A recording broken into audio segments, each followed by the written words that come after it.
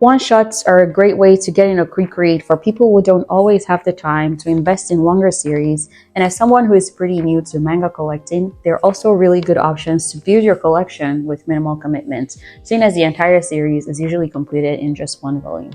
I've enjoyed quite a bit of them over the years, and I recently got my hands on some physical copies that I thought would be great recommendations in the yaoi genre, either to read or to collect, so I wanted to share some of them. The very first one on that list is Snow Fairy by Tomo Serizawa. Before I get into the summary for this one, can we just take a moment to appreciate how absolutely gorgeous the cover is? I love the colors that were used, the fact that they're both laying in the snow. It is just such a pretty cover. So Snow Fairy is a wholesome story. It's really great to read in the colder weather. The story fills you with warmth and happiness, and it just details the slow budding of feelings that result from someone shaking up your world and changing views you've held onto for a long time. There is no smut at all in the manga. There is, however, a little bit of an age gap between the couple if that's a trope you enjoy. So the story is about a wildlife photographer, Narumi, who gets stranded in a snowstorm in Hokkaido while hunting down snow fairies. He gets rescued by a local farmer called Haruki and ends up taking residence in his house for the winter. And you might be wondering, did the snowstorm never end all winter? Well, it did, but Narumi was on a mission to capture snow fairies photographically, and it took the entire winter for him to get the perfect shot. So with this, Narumi and Haruki had the very convenient plot of close proximity to build a relationship with each other, but Haruki also developed an interest in photography, so Narumi started to teach him about it. I loved how there were aspects of this story that held deeper meaning. Throughout the volume, photos were described as having the heart of the taker reflected in them, and every shutter click represented Haruki's blossoming interest in photography, but the resulting photographs also reflected the slow opening of his heart to let in the love he was so scared of feeling. Haruki was someone who had gotten used to being alone after losing his parents at a young age, and he protected himself from that loss by not getting close to other people. But then you realize that being alone is a feeling that nobody ever really gets used to, especially if there's someone to show you how comforting it feels to have them around, which was exactly what Narumi was able to show him. Another portion of the story that was kind of a metaphor was how Narumi's search for snow fairies ended up tying into him finding love. So if you're looking for a cozy, heartwarming, and quick read, look no further than Snow Fairy. It's a great choice. My next recommendation is The Flower That Seems to Truly Dance by Saki Sukahara. I'm adding this one for the historical theme. It's a period piece set in the Showa era, and it also lightly touches on topics like the art of kabuki, as well as the war in that period. The story is about Kuramoto Sotaro, the heir to a wealthy family who returns to Japan after living abroad for a while, and he's also hoping to reconcile with an estranged childhood friend. The childhood friend, Asuma Haruomi, is the heir to a family of Onagata in the red light district. So Onagata are male actors who play female roles in kabuki theater, and Haruomi was always famous for his performances and had gotten even more popular during the years of their separation. In his desperation to get a chance to apologize to his friend and see him dance again, Sotaro pretends to be someone else, and he starts working as a servant at the traditional restaurant where Haruomi occasionally performed. But with the threat of war looming over the country, he was also forced to confront his long repressed feelings for Haruomi. So with the period this story is set in, and Sotaro being from a wealthy family, honor was an important theme throughout the book. There were certain standards he was expected to adhere to as the heir that were in direct conflict with his feelings for his friend.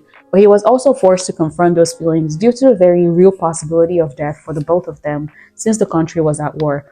At its core, you have two men who are trying to fix their broken relationship while also dealing with feelings of fear and hesitancy on just how far they should pursue that relationship with each other.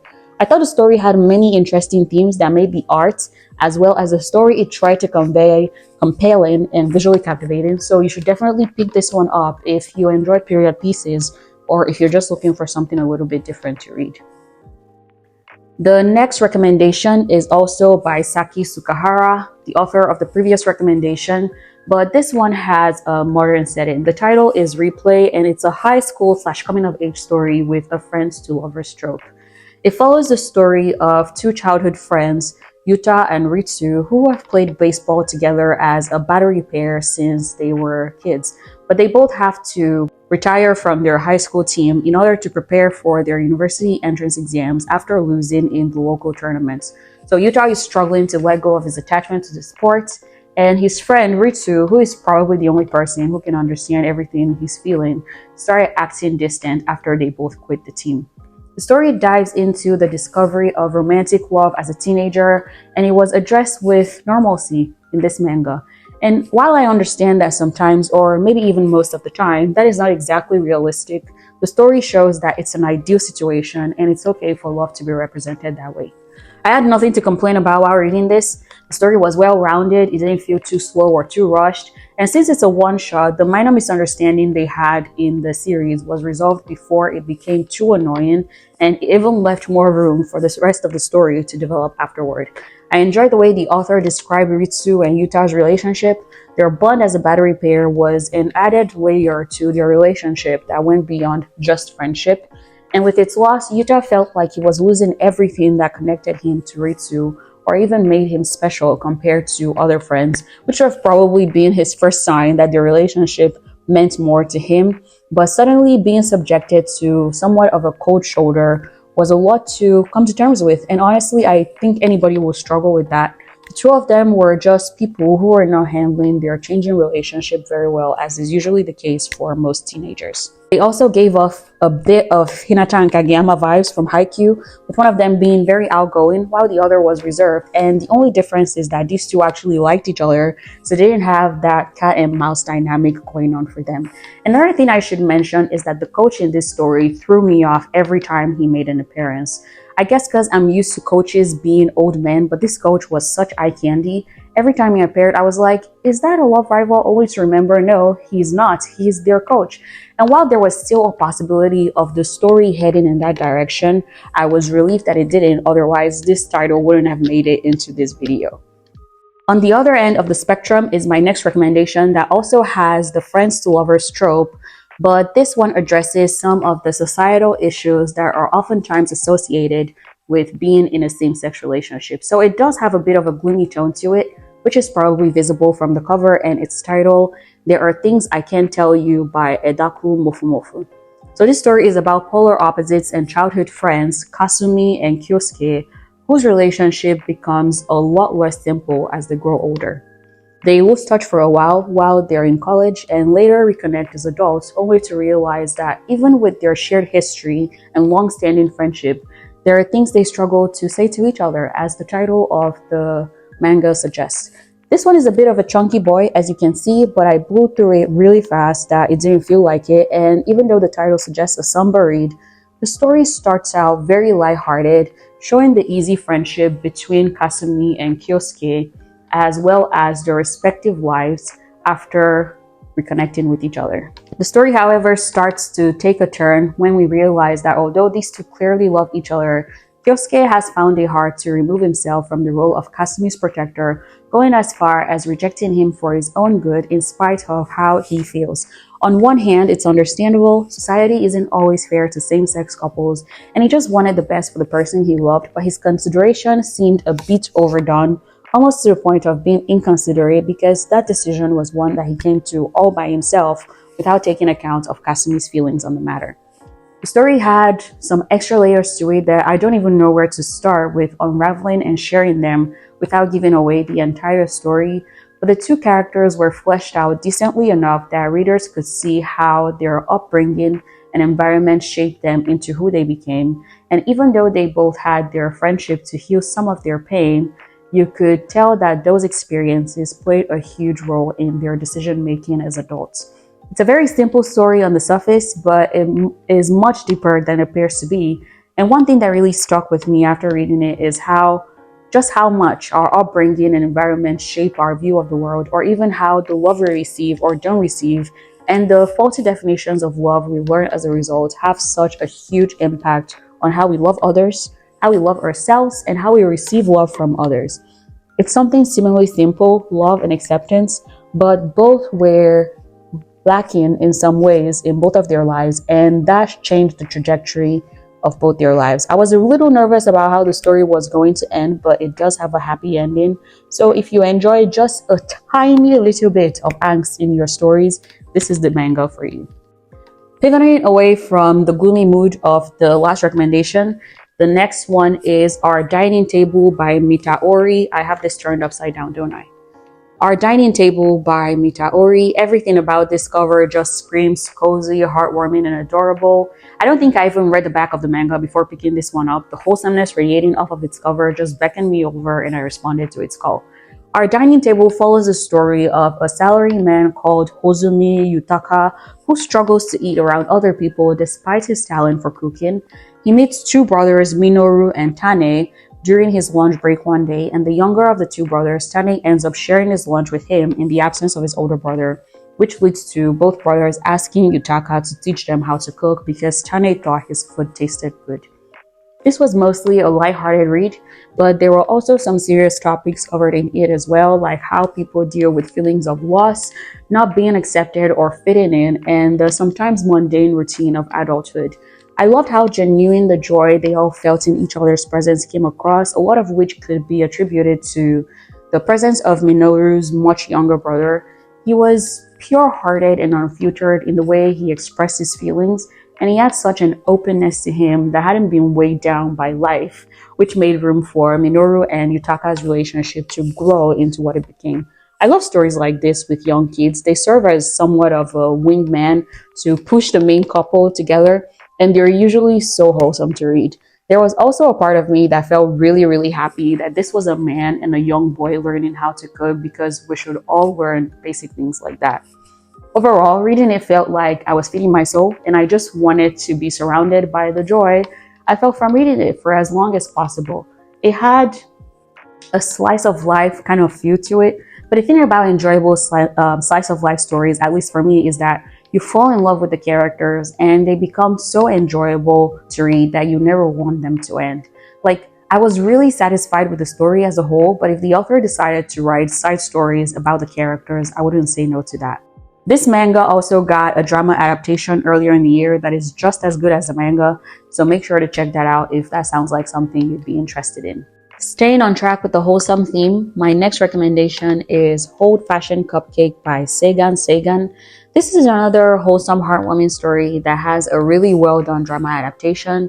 The series has an age gap romance with grown people, the younger one of them being 29 and the older being 39 years old. The story is technically a one-shot and can be read that way, but it does have a sequel, just one.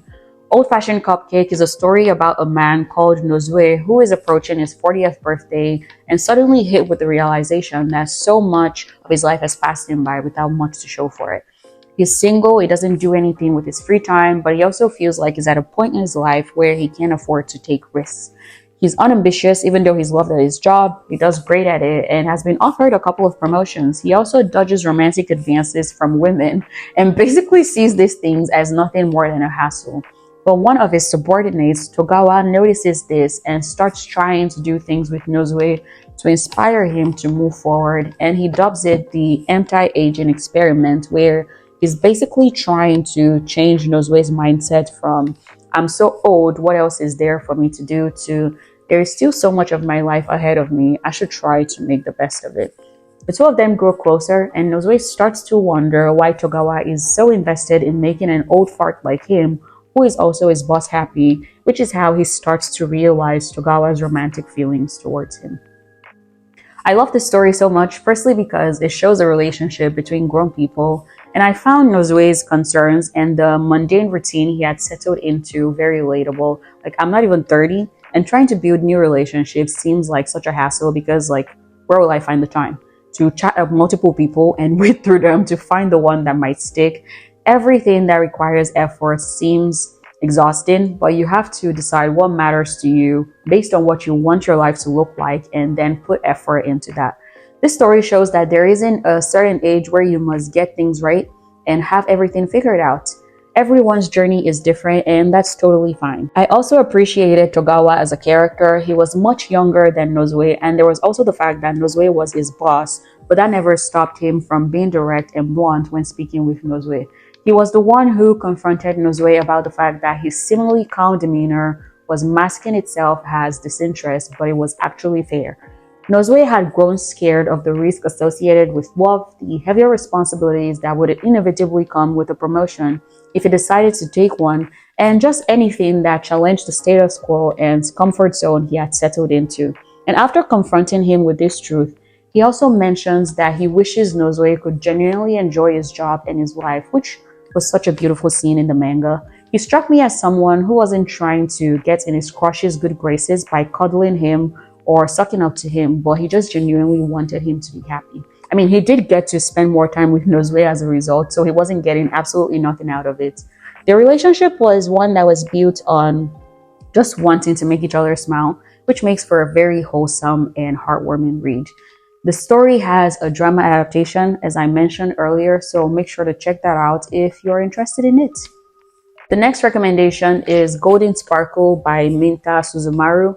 I added this one as an option with a little bit of smut. You take a look at the title and its cover and think, well, that looks wholesome. Then you read the plot and think otherwise, but you do get some wholesome vibes at some points in the story as well. So it goes back and forth and gives you a little bit of both.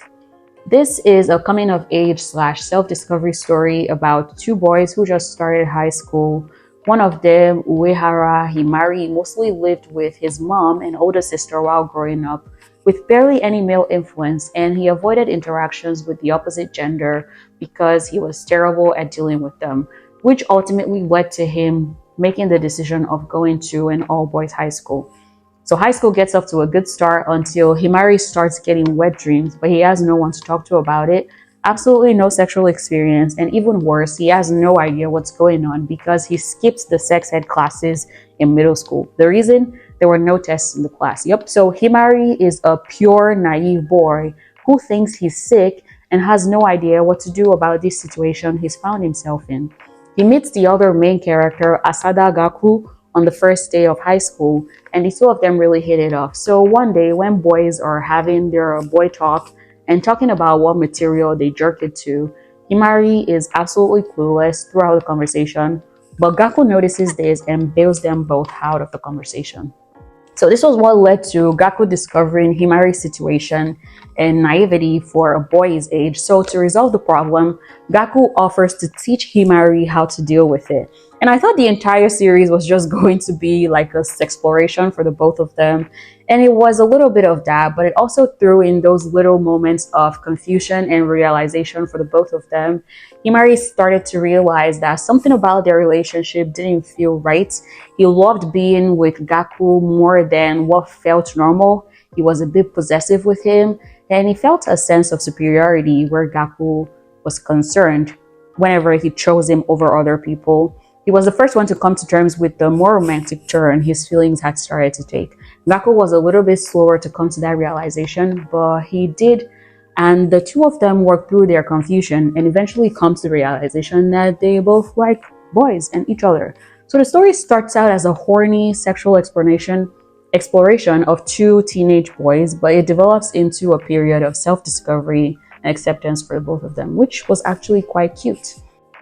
And now for my final recommendation. You can say I was saving the best for last with this one. I thought it was best to save it till the end of the video because I knew it would stir up some emotions in me that would change the overall mood of the video had I placed it anywhere else, and that would be A Home Far Away by Teki Yatsuda. This manga doesn't come with trigger warnings, but I think it should. It covers issues like religious trauma, murder, rape, suicide, a bit of gender dysphoria, alcoholism, and addiction. So that's a hell of a rap sheet, but if you feel like you can read this even with that knowledge, then yes, I highly recommend it. In fact, I want to point out two groups of people who should definitely shelve A Home Far Away for a rainy day.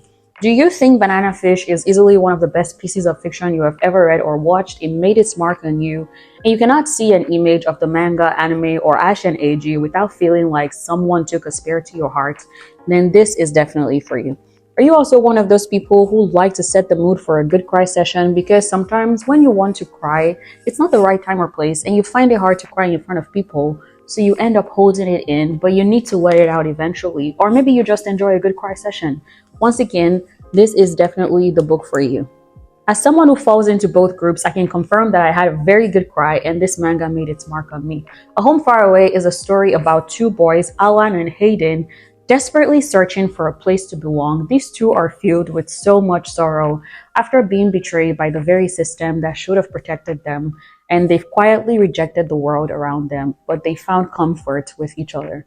Their comfort, however, came with consequences. Alan is plagued with an illness and is also the son of religious zealots. His life feels like a simulation with barely any room for him to even have his own thoughts or express a different opinion. Hayden is running away from, or maybe it's towards something, and can only feel some sort of stability by constantly moving around. These two meet and develop an instant bond through their shared suffering and decide to pursue their own idea of freedom and a place to belong together. The art in the manga was beautiful and captivating, and the writing in it was sometimes poetic, lending this kind of ethereal air to the entire experience of reading it. I felt a lot of things while reading this manga. There was definitely rage, a lot of it, and I can remember just screaming a couple of times while reading it because I didn't know how else to process or even channel the immense feeling of rage coursing through me in some parts of the story. And with the little I've shared about the manga, you probably already have an idea what kind of ride you're in for should you decide to pick this one up. But that wraps up my recommendations. There will be links to all of them in the description. And if you're feeling ambitious and want to blow through all of these in one day, I have a recommended reading order from most heart-wrenching to most wholesome in the description as well. You can also reverse the order if you feel inclined to do so, although I wouldn't personally recommend it. I had so much fun putting these short recommendations together, and I hope you are able to pick up and enjoy one or more of them. As always, whatever day you find yourself watching this, make it a great one, and I will see you in my next video. Bye!